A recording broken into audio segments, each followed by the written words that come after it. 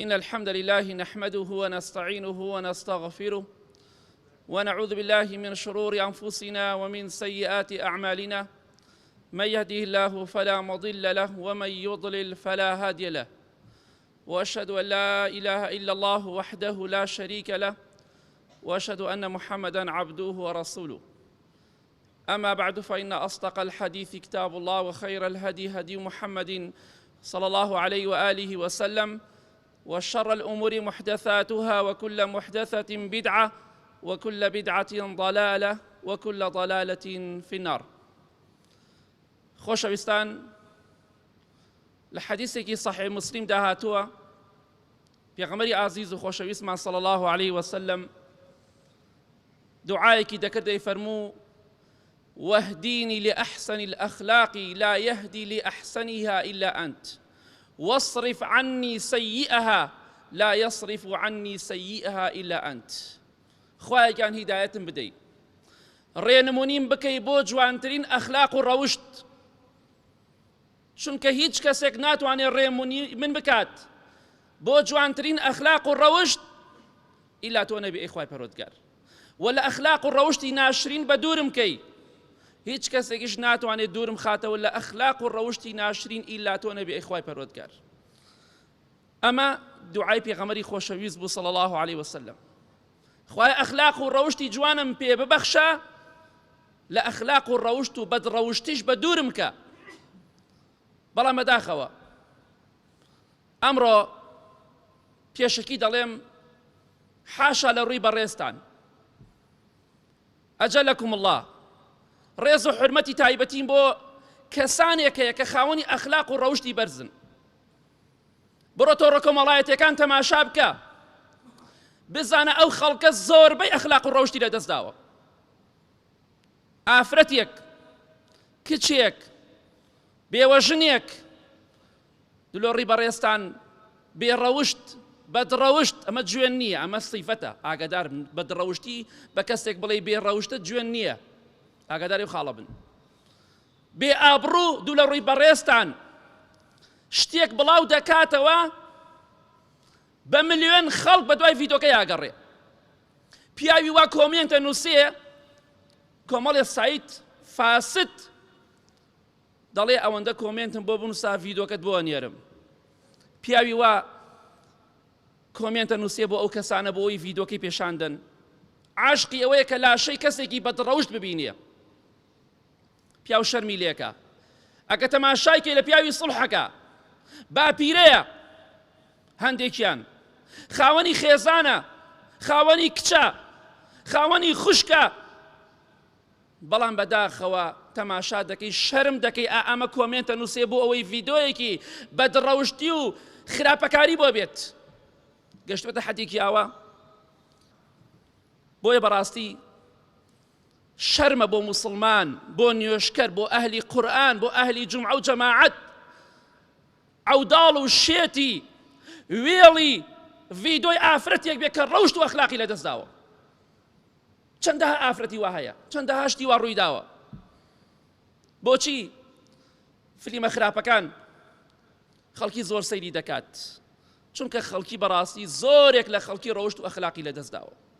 کەم یا زۆر، چونکە ئینسانێک خاوەنی ئەخلاق و ڕەوشت بێ بە دوای ئەو شتانە ناگەڕێ، بەڵکو بلۆکی دەکات، بەڵکو دەیسڕێتەوە. بەڵام بڕۆ سەیری تۆ ڕۆکۆمەڵایەتیەکان کە ئەو کاتە دەرەکەی من ڕاستەکەم یا درۆکەم. کۆمێنتەکان و شاهیدەکان و بینەرەکان و بڵاوکردنەوەکان بەڵگەی لەسەر هەموو شتێک. بەخوا گاور و جوولەکە نییە زۆربەی موسڵمانە، چونکە کاتێک کۆمێنتەکان دەخوێنیت و دەبینی خەڵکی دەیناسی، زۆربەی دەناسی. ئەهلی جومعە و جەماعەتە. باشە ئەوەندە عەوداڵی بەهەشت و ڕەزامەندی خوا بوویتایە، وەڵا خوا لێت ڕازیە بۆ دەیخستە بەهەشتەوە. بۆیە خۆشەویستان، ئیمامی ابن قەییم ڕەحمەتی خوای لێبێ دەفەرمێ: وقلة الحياء من موت القلب والروح. نەمانی حیا، کەمبوونەوەی حیا، کەمبوونەوەی شەرم و حیا لە مردنی دڵە. ئەو دڵە مردووە، ئەو ڕۆحە مردووە. بۆیە ئەم ئینسانە ئەخلاق و ڕەوشتی کەم بۆتەوە. هەر دڵێک زیندوو بێ، ئەخلاق و ڕەوشتی زیاتر تایە. بۆیە ئەو دوعای پێغەمبەری خوایە صلی الله عليه وسلم بۆ ئێمە خاوەنی ئەخلاق و ڕەوشتێکی بەرز بین.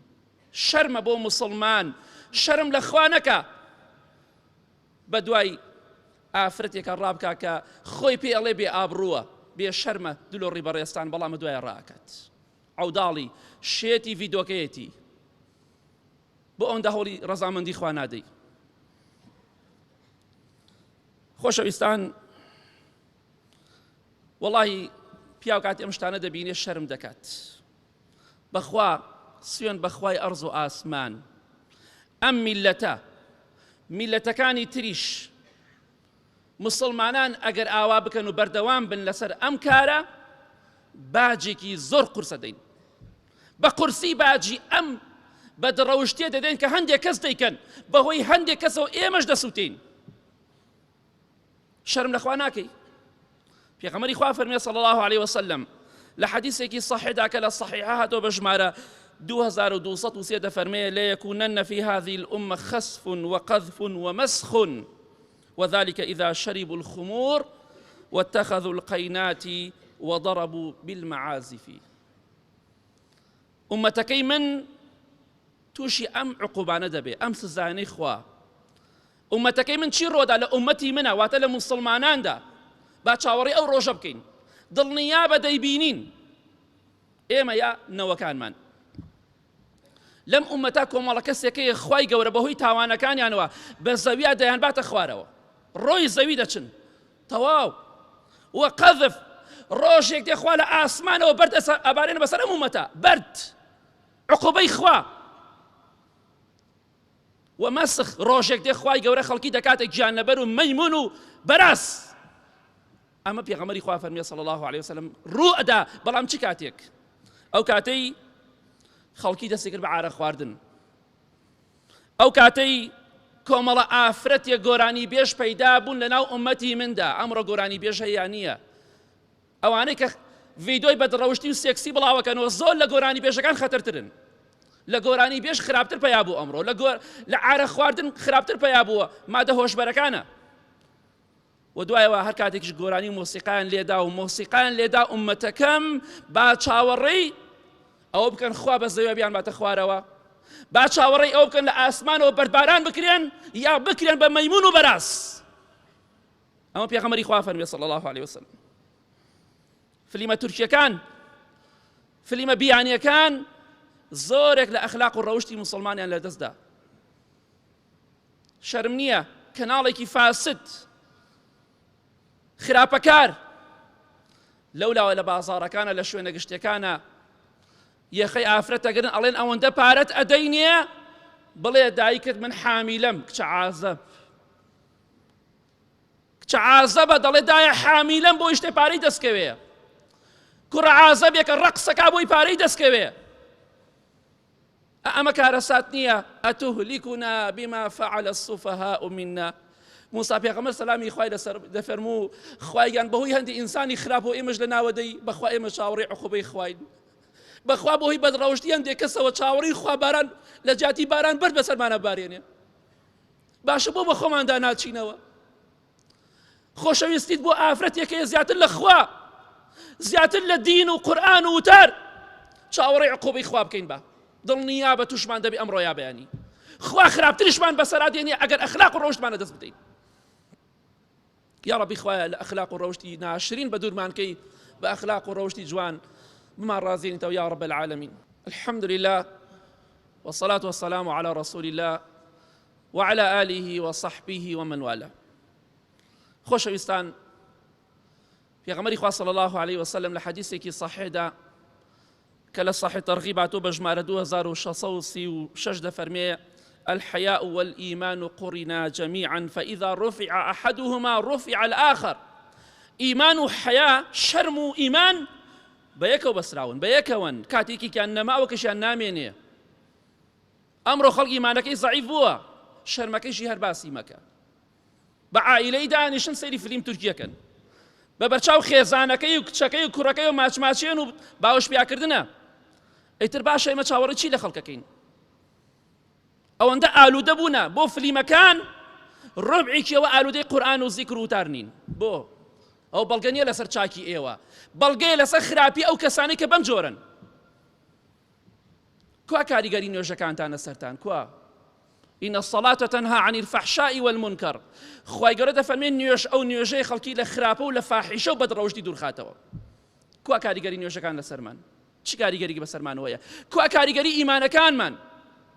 کاتێک کە پێغەمبەر یوسف سەلامی خوای لەسەر بێ زوڵەیخا داوای خراپەی لێ دەکات دەڵێ مەعاذ الله خوای پەناگرم بە تۆ لەوەی خراپەکاری بکەم، بەڵام ئێمە باوەشی پیاکەین هەوڵی بۆ دێن ڕاکەین بۆی ئەو پەنجانەی کە کۆمێنتی خراپی پێنووسی دڵنیابە لە ڕۆژی قیامەتە لەسەرت دێتە جواب و شایەتی خراپت لەسەرەدات.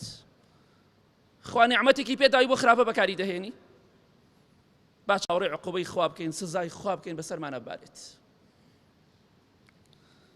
الإيمان پێغەمبەری خوا فەرمێ صلی الله علیه و سلم الحیاء من الإيمان والإيمان في الجنة. حیا و شەرم لە ئیمانەوەی ئیمانیش لە بەهەشتایە.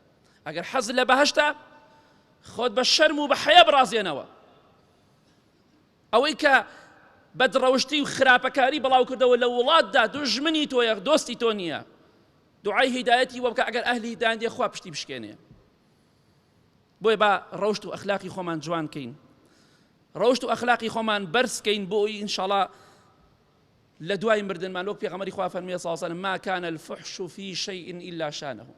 با خۆمان جوان کەین بۆ دوای مردنمان، چونکە فاحیشە و بەدڕەوشتی بێشەرمی دوو لە ڕیبەڕێستان بێ ئابڕۆی لە هەر شتێکا بێ ناشرینی دەکات، ناشرینی دەکات. هەر مسلمانێک بێشەرمی بێ ئابڕۆی تیا بێ ناشرینە بێ. با بە خۆماندا بچینەوە تەقوای خوا بکەین. لە کۆتاییدا دەڵێم خوای گەورە دەفەرمێ واتقوا يوما ترجعون فيه إلى الله. آخر آية إمام عبد الله كوري عباس رضا ورحمتي خوای لێ بێ ڕەئی وایە لە صحیح بوخاریات و آخر آية قورآن دا بەزێم آيەتێ خلافی لەسەر مەسەلەکە. واتقوا يوما ترجعون فيه إلى الله. أي مسلمانان خۆتان ئامادەکەن خۆتان بپارێزن لە شەڕی ئەو ڕۆژەی کە ئێوە تێیدا دەگەڕێنەوە بەلای خوا. ئایا ئەو فلیمە خراپانە ئەو سێکسیانە ئەو ڕوت و قوتانە مردنت لەسەر سووکەکەن؟ ڕۆح کێشانە لەسەر سووکەکەن یا قورسی دەکەن؟